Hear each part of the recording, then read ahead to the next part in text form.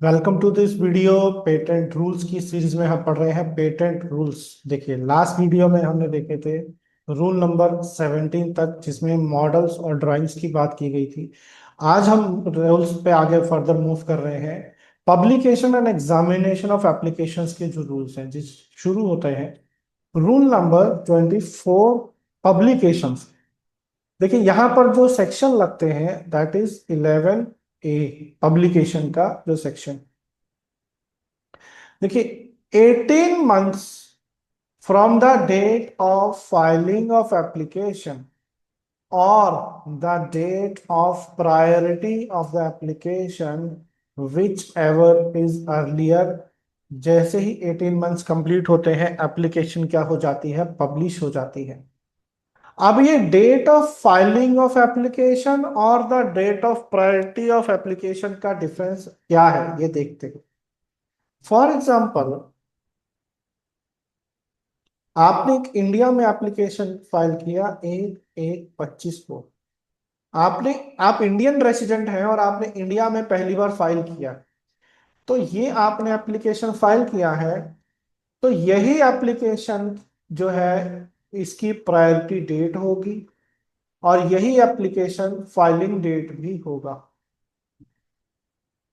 अब दोनों same date है, तो यहां से 18 महीने जैसे ही कंप्लीट होंगे, यानी कि 1/7/26, जैसे ही ये 18 months कंप्लीट होंगे, तो इसके अगले एक महीने के अंदर, यानी कि 1/8/26 के बीच में कभी भी पब्लिकेशन हो जाएगा। जो भी पब्लिकेशन होते हैं, जो पेटेंट जनरल का पब्लिकेशन होता है, 18 months की एक्सपायरी होने के बाद पब्लिकेशन होता है, 18 months पर नहीं होता है, यह ध्यान दीजिएगा। अब ये प्रायोरिटी डेट का क्या कॉन्सेप्ट है, अब एक दूसरा एग्जांपल लेते हैं। मान लीजिए एक एप्लीकेशन 1/1/25 को यूएस में फाइल होगा, यूएसए। फिर वही application with in 12 months India में आया, एक 1/26 तक इंडिया में आया, वो भी कन्वेंशन रूट से। अब देखिए, इंडिया में फाइलिंग डेट क्या है इसकी, ये वाली, ये फाइलिंग डेट है। लेकिन इस एप्लीकेशन की प्रायोरिटी डेट क्या है, ये प्रायोरिटी डेट। तो इन दोनों में से पहले कौन आता है, विच एवर इज अर्लियर। तो date of filing of application और date of priority whichever earlier, वहां से 18 महीने स्टार्ट होंगे। तो प्रायोरिटी डेट पहले आती है, तो वहां से 18 महीने आपके स्टार्ट होके खत्म हो जाएंगे 1/7/26 को। तो यानी कि जैसे ही टाइमलाइन एक्सपायर होगी, विद इन अ मंथ, 1/8/26 के बीच में कभी भी आपकी एप्लीकेशन पब्लिश हो सकती है। इस एक महीने के बीच में कभी भी हो जाएगी आपकी एप्लीकेशन। तो ये मतलब है date of filing of application और the date of priority of the application whichever is earlier. अगर आप ये एग्जांपल नोट कर रहे हैं तो वीडियो को पॉज कीजिएगा और एग्जांपल को नोट कर लीजिएगा। नेक्स्ट पॉइंट है 1 month from the date of expiry of said period. ये बिल्कुल सही, जो अभी हमने देखा कि ये जो 18 महीने का पीरियड है, इसके खत्म होते ही एक महीने के अंदर पब्लिश हो जाएगा। और 1 month from the date of request for publication, rule 24A, form number 9। देखिए, ये हमने पढ़ा है कि फॉर्म 9 से हम एप्लीकेशन को अर्ली पब्लिश करवाने की रिक्वेस्ट फाइल करते हैं, जिसकी फीस लगती है 2500 रुपीज। अब ये जो एप्लीकेशन रिक्वेस्ट है, जिस दिन हम रिक्वेस्ट करेंगे उससे 1 महीने के अंदर पब्लिकेशन हो जाए। यानी कि फॉर एग्जाम्पल मेरी एप्लीकेशन फाइल हुई 1/1/25 को। देखिए, चाहे उसकी कोई भी प्रायोरिटी डेट हो, कोई फाइलिंग डेट हो, उसके 18 महीने खत्म होने से पहले अगर मैं फॉर्म 9 फाइल कर रहा हूं, फॉर एग्जाम्पल इंडिया में मैंने एप्लीकेशन फाइल किया 1/1/25 को, और उसके 3 महीने बाद मैंने फॉर्म 9 फाइल कर दिया, यानी कि 1/4/25 को मैंने फॉर्म 9 फाइल किया, तो 1/5/25 तक मेरी एप्लीकेशन पब्लिश हो जाए। तो ये कहता है रूल 24 पब्लिकेशन। अगर आप नोट कर रहे हैं तो वीडियो को पॉज कीजिएगा और नोट कीजिए।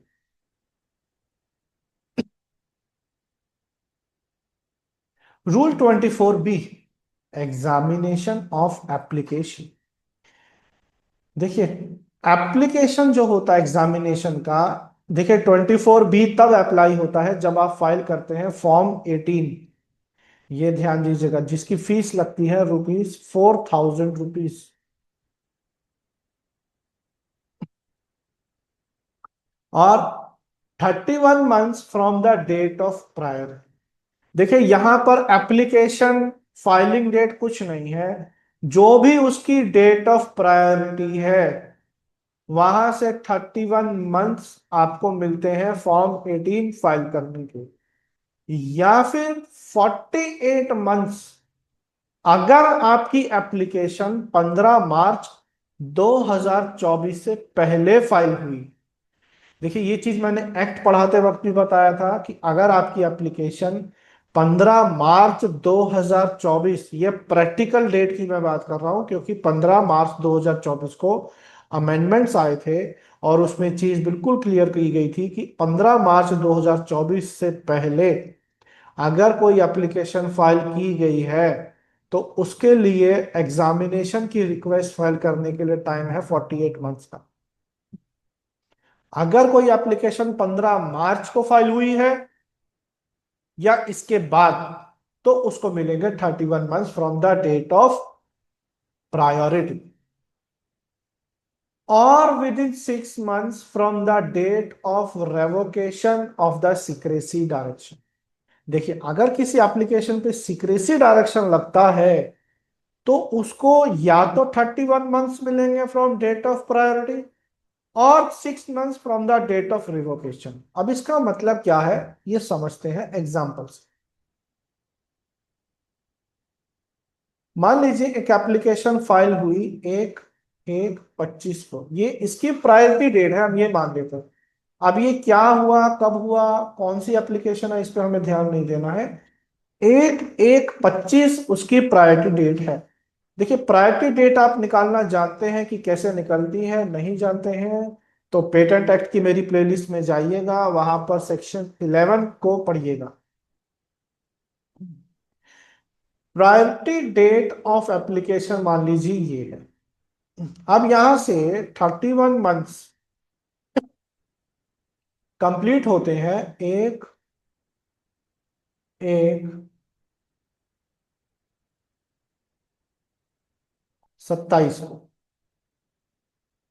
सॉरी 1/7/27। देखिए, 1/1/25 से 26 हो गया 12 महीने, 26 से 27 हो गया 24 महीने, 1/7/27 हो गया 30 महीने, 1/8 आ जाएगा।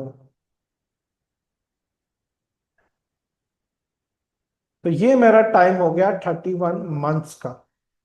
ठीक है, इसको थोड़ा बड़ा कर लेते हैं।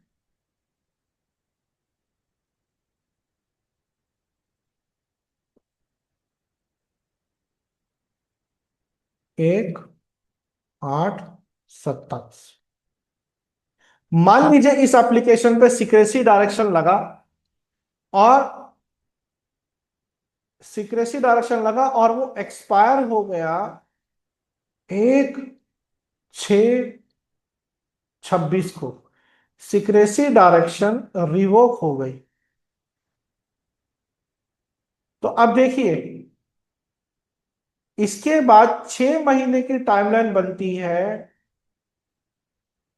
1/12/26। ये हो गया 6 मंथ्स। लेकिन इसमें 31 महीने की टाइमलाइन यहां तक जा रही है। तो विच एवर एक्सपायर्स लेटर, यानी कि जो बाद में एक्सपायर हो रहा है, वहां तक आप रिक्वेस्ट फॉर एग्जामिनेशन फाइल कर सकते हैं। इस केस में 6 महीने इस 31 महीने की टाइमलाइन से पहले एक्सपायर हो रहे हैं, तो जो लेटर एक्सपायरी डेट है वहां तक आप फॉर्म 18 फाइल कर सकते हैं।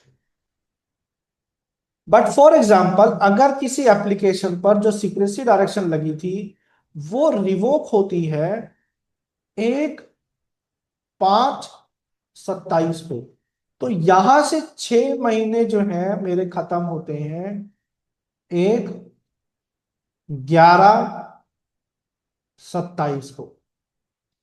देखिए, सीक्रेसी डायरेक्शन रिवोक तो इस 31 मंथ से पहले ही हो गई, लेकिन यहां से 6 महीने की जो एक्सपायरी है वो इस डेट को हो रही है, तो मुझे मिनिमम 6 महीने मिलेंगे।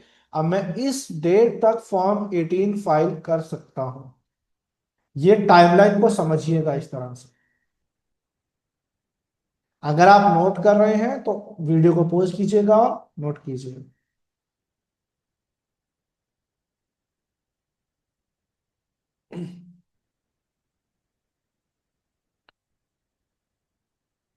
The period within which examiner shall make the report ordinarily be 1 month but not exceeding 3 months।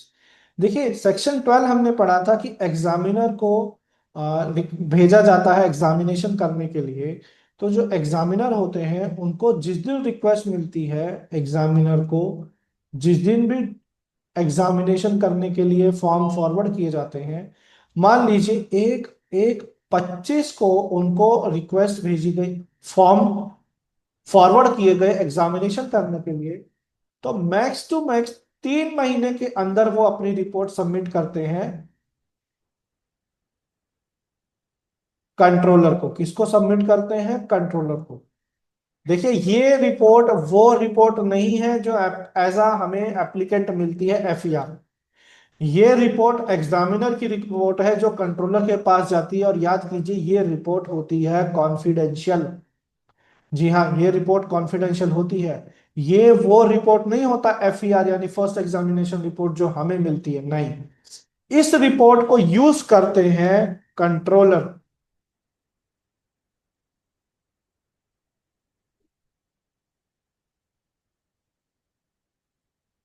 देखिए, the period within which controller shall dispose of the report of the examiner shall ordinarily be 1 month from the date of receipt of such report and must issue first statement of objection in 1 month from the disposal of report। आप इसको समझते हैं? देखिए, ये note अगर आप कर रहे हैं तो मैं इसको थोड़े मिनट के लिए स्क्रीन से हटाऊंगा इस लाइन को समझने के लिए। देखिए, मान लीजिए 1/1/25 को एग्जामिनर को बोला गया भैया इसको एग्जामिन करो,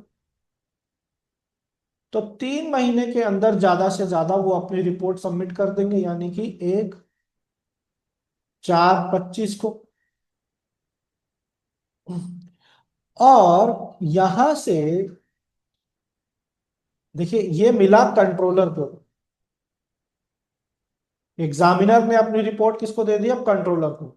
जिस दिन कंट्रोलर को मिलेगी वहां से 1 मंथ के अंदर वो बनाएंगे फर्स्ट स्टेटमेंट ऑफ ऑब्जेक्शन।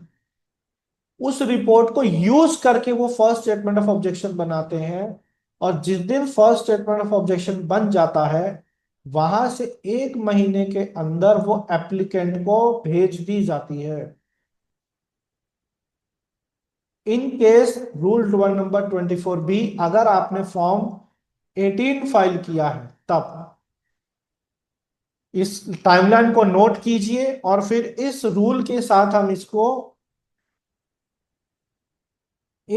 साथ हम इसको अलाइन करते हैं। देखिए, period within which the controller shall dispose of the report of examiner shall ordinarily be 1 month from the date of receipt of such report, जिस दिन उसको मिलेगी वहां से 1 महीने के अंदर उसे डिस्पोज करना है और एफएसओ बनाना है, और जिस दिन डिस्पोज किया वहां से 1 महीने के अंदर इशू कर देना है फर्स्ट स्टेटमेंट ऑफ ऑब्जेक्शन।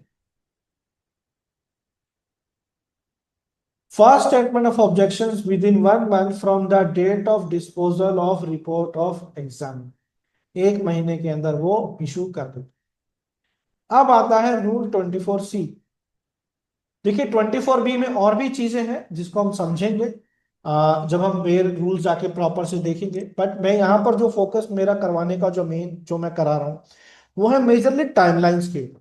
देखिए क्वेश्चन जो पेपर में आते हैं वो टाइमलाइंस को फॉलो करते हुए ज्यादा आए, और जहां पर भी कुछ पर्टिकुलर स्टेटमेंट्स हमको पता होने चाहिए वो स्टेटमेंट हम जरूर पढ़ेंगे। अब आता है रूल 24C, एक्सपेडिटेड एग्जामिनेशन। देखिए यहां पर ये रूल तब एप्लीकेबल होता है जब आपने फॉर्म 18A फाइल किया हो जिसकी फीस लगती है 8,000 रुपीज। अब ये समझना जरूरी है, देखिए यहां से अब एक क्वेश्चन सबसे इंपॉर्टेंट क्या बनता है कि भैया एक्सपेडिटेड एग्जामिनेशन कौन कौन फाइल कर सकता है। देखिए एप्लीकेंट्स कौन हो सकते हैं, हर कोई एक्सपेडिटेड एग्जामिनेशन फाइल नहीं कर सकता। पहला कौन कर सकता है, अगर कोई गवर्नमेंट का डिपार्टमेंट है हो या गवर्नमेंट की कंपनी हो, बेसिकली इसको आप डायरेक्ट समझ लीजिए गवर्नमेंट अंडरटेकिंग से। सेक्शन 2 जो है हमारा, वहां पर एक डेफिनेशन है गवर्नमेंट अंडरटेकिंग, उसमें जितनी भी कैटेगरीज बताई गई हैं वो सब यहां पर आ जाए। कोई भी गवर्नमेंट इंस्टीट्यूशन जो कंप्लीटली या सब्सटेंशियली फाइनेंस है बाय द गवर्नमेंट, वही आ गया गवर्नमेंट अंडरटेकिंग। अगर कोई एजुकेशनल इंस्टीट्यूशन इस्टेब्लिश है स्टेट सेंट्रल और प्रोविंशियल एक्ट के अंदर, प्रोविंशियल एक्ट, अगर किसी एप्लीकेशन में ऑल नेचुरल पर्संस हैं और उनमें कोई एक फीमेल है या ओनली फीमेल है, तब वो एक्सपेडिटेड एग्जामिनेशन की रिक्वेस्ट फाइल कर सकती है। अगर कोई स्टार्टअप है, कोई स्मॉल एंटिटी है, या फिर अगर किसी एप्लीकेंट ने इंटरनेशनल एप्लीकेशन के पीसीटी में इंडिया को एज अ आईएसए या आईपीईए के तौर पर चूज किया होगा तब। देखिए ये क्या होता है, इसके लिए हमको पीसीटी को डिटेल में पढ़ना पड़ेगा, जो कि आने वाली वीडियोस में हम देखेंगे कि अगर वो पॉसिबल हुआ तो हम उसको डेफिनेटली जल्द से जल्द देखेंगे कि पीसीटी कैसे काम करता है। अब देखिए यहां पर जो हमने टाइमलाइन अभी पीछे पढ़ी थी, 3 महीना, 1 महीना, 1 महीना, मतलब एग्जामिनर कंट्रोलर को रिपोर्ट भेजता है 3 महीने में, कंट्रोलर उस रिपोर्ट को यूज करके फर्स्ट स्टेटमेंट ऑफ ऑब्जेक्शन बनाता है 1 महीने में, फिर उसके बाद वो इशू करता है 1 महीने में। यहां पर वो टाइमलाइन हम डायरेक्ट समझते हैं क्या है। फॉर एग्जाम्पल एक एक 25 को एग्जामिनर को बोला गया भैया इस एप्लीकेशन को एक्सपायडाइट एग्जामिन करना है जल्द से जल्द, तो वो मैक्स टू मैक्स 2 महीने के अंदर अपनी रिपोर्ट सबमिट करते हैं। यानी कि ज्यादा से ज्यादा 1/3/25 को कंट्रोलर को वो अपनी रिपोर्ट सबमिट कर देंगे, जो कि होती है कॉन्फिडेंशियल।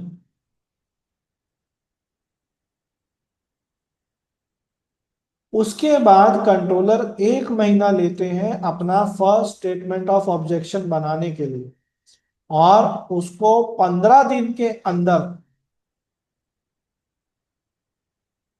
इशू कर देते हैं एप्लीकेंट को। देखिए अब ये टाइमलाइन में डिफरेंस क्यों है, ये डिफरेंस आता है अगर आपने फॉर्म 18A फाइल किया हुआ है, क्योंकि एक्सपेडिटेड का मतलब है जल्द से जल्द करना, तो जितना हो सका उन्होंने टाइम को कट करने का कोशिश किया और आपको जल्द से जल्द करके दी।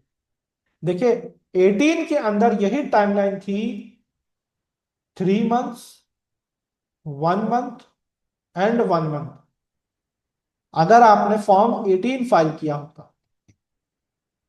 तो ये डिफरेंस है यहां पर। देखिए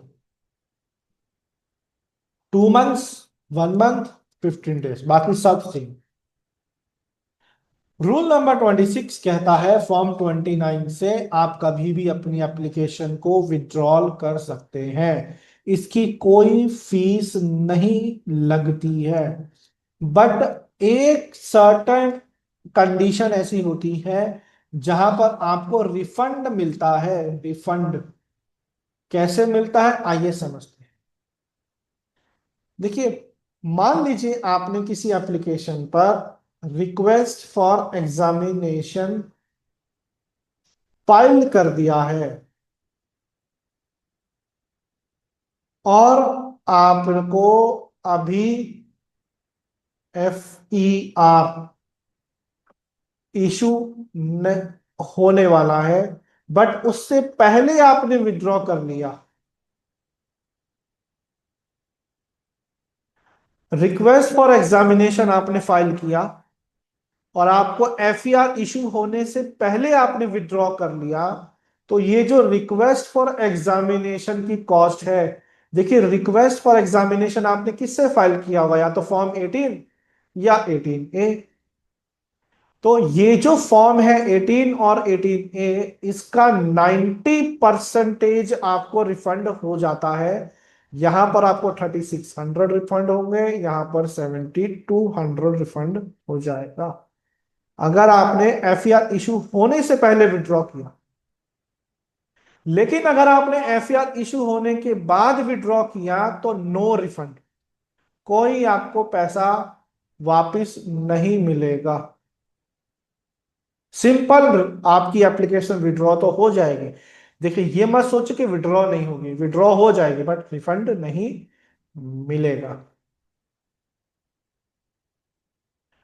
रूल नंबर 27 कहता है आफ्टर पब्लिकेशन आप एप्लीकेशन को और उसके डॉक्यूमेंट स्पेसिफिकेशन को इंस्पेक्ट कर सकते हैं। After the date of publication of the application may be inspected at the appropriate office by making a written request to the controller। हालांकि अब ऑनलाइन पब्लिकेशन होता है, आप जाकर उसको इंस्पेक्ट कर सकते हैं, कोई ऐसा रिक्वेस्ट फाइल करने की आवश्यकता नहीं होती है। चलिए यही सब हम देखते हैं चल के हमारे रूल्स में से। Rule number 24, publication of application. It should be filing date of filing or the date of priority, whichever is earlier, it shall be 18 months. And the period within which controller shall publish the application ordinarily be 1 month from the date of said period or 1 month from the date of request for publication। And public request form 9 से file होती है। अब आता है rule number 24P। देखिए अगर आपने form 18 file करना है तो 31 month from the date of priority और the date of filing application whichever is earlier. And the period with which the request for examination under subsection 3 of 11B shall be 31 months from the date of priority if applicable or 31 months from the date of filing of application। अब देखिए within 6 months from the date of revocation of secrecy direction and section 16 में याद कीजिए अगर divisional application था तो वहां पर भी ये 6 मंथ्स का टाइमलाइन जैसे सिक्रेसी में एप्लीकेबल होता है ना, वैसा ही यहां पर भी होगा, ये ध्यान रखिएगा।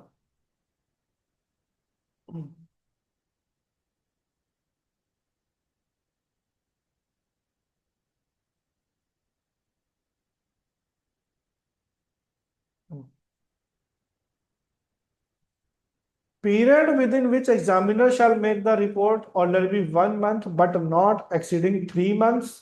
Then controller shall dispose in 1 month and first statement of objection shall be issued to the agent within 1 month।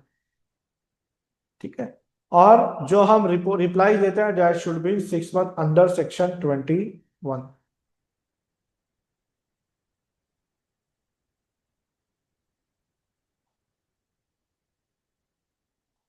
Rule number 24C। 11 form number 18A, rule number 24B की टाइमलाइंस एप्लीकेबल होंगी फॉर एक्सपेडिटेड एग्जामिनेशन। आप देखिए सबसे पहला ये कि कर कौन सकता है, या तो that India has been indicated as ISA और IPEA, वो startup, small entity, female, department of government, institution establish central provisional state act,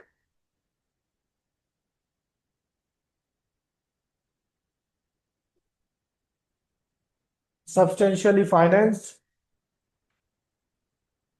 अब इसमें एक ये क्लॉज आता है, ये वाला, कि अगर किसी फॉरेन पेटेंट ऑफिस के साथ हमारा कोई स्पेशल अरेंजमेंट है, हालांकि इस वक्त तो नहीं है, पहले एक हुआ करता था PPH, पेटेंट प्रोसिक्यूशन हाईवे, जो कि जापान के साथ हमने किया था, हालांकि वो अब डिसॉल्व हो चुका है, तो वहां पर ये एप्लीकेबल हुआ करता था। बाकी इसकी जो टाइमलाइंस है वो हम देखते हैं।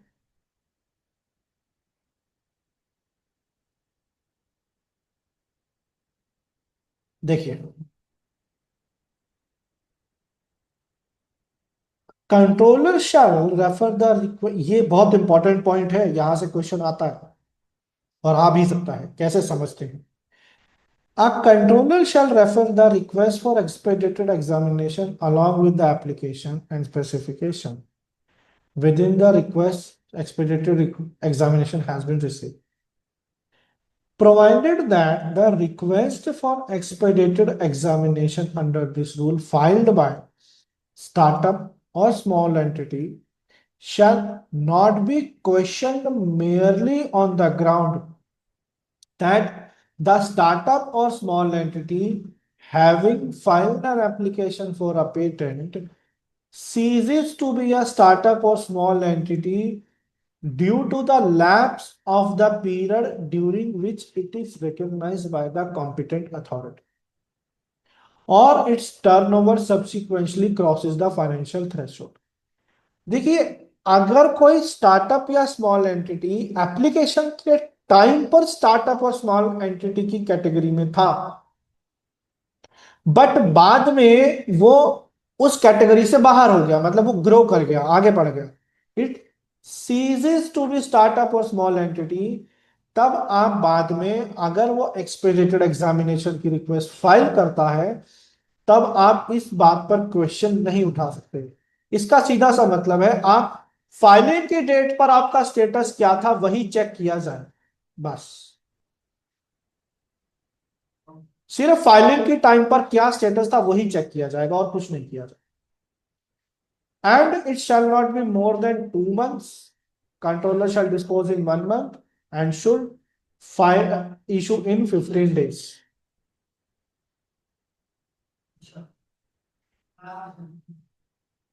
ठीक है।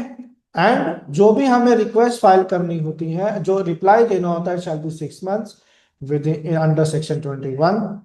एंड जो भी उसका हमें, देखिए, अब एक्सपेडिटेड एग्जामिनेशन के केस में एक बहुत अच्छा क्लॉज क्या है, वो है ये, अगर कंट्रोलर आपके रिप्लाई से सेटिस्फाइड है, मतलब आपने जो FER का रिप्लाई दिया है उसमें वो कंप्लीटली सेटिस्फाइड है और उस पे कोई भी प्री ग्रांट ऑपोजिशन नहीं चल रहा है, तो उनको 3 महीने के अंदर अंदर आपको ग्रांट देनी पड़ेगी, उसको रोक नहीं सकते हैं। ये एक बहुत बेहतरीन क्लॉज यहां पर दिया है जिसका आपको पता होना चाहिए। तो ये थे हमारे रूल्स 24, 24B, 24C एंड 26, 27।